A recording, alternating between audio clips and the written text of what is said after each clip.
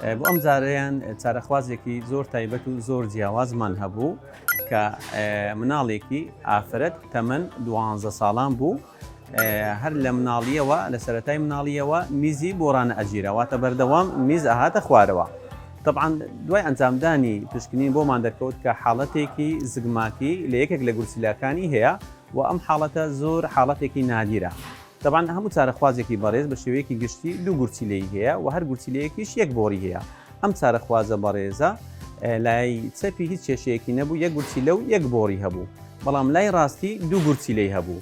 گورچیلەیەکی ئاسایی و بۆڕیەکەی ئاسایی بوو لە دەچووە ناو میزڵدان و گورچیلەیەکی پوکاوەی بچووک لە بەشی سەرەوەی گورچیلەی ڕاستیەوە لکا بوو و بۆڕیەکیشی هەبوو لە جیاتی ئەوەی بۆڕیەکە بۆڕی حالە بێتە ناو میزڵدان چوبووە ناو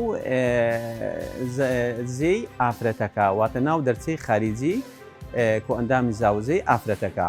ئەمەش هۆکار بوو ئەو میزەکەمەی کە دروست دەبوو لەو گورچیلەیە بەردەوام دەهاتە خوارەوە، چارەخوازەکە میزی بۆ کۆنتترۆل نەئەکرا. ئێمەش دوای ئەنجامدانی پشکنین بۆمان دەرکەوت کە ئەم حاڵەتە نادیرەی هەیە و بۆ ئەوەی ئەم حاڵەتە بنەمڕ بکرێ میزەکەی بۆ بگەڕێتەوە باری ئاسایی کۆنتترۆلکردنەکەی لەبەروەی گورچیلەکەی پوکاوە بوو هەڵساین بە دەرهێنانی ئەو بەشە گورچیلەی سەرەوە و بۆڕێکەشمان قەتع کرد بەمەش ئەم چارەخوازە بەڕێزە ئەم حاڵەتەی نامێنێ و لە داهاتوودای کێشەیەکیش بۆ گورچیلەکانی دروست نابێ.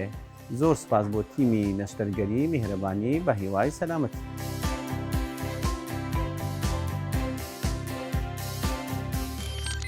میهرەبانی دڵسۆزی و لێزانی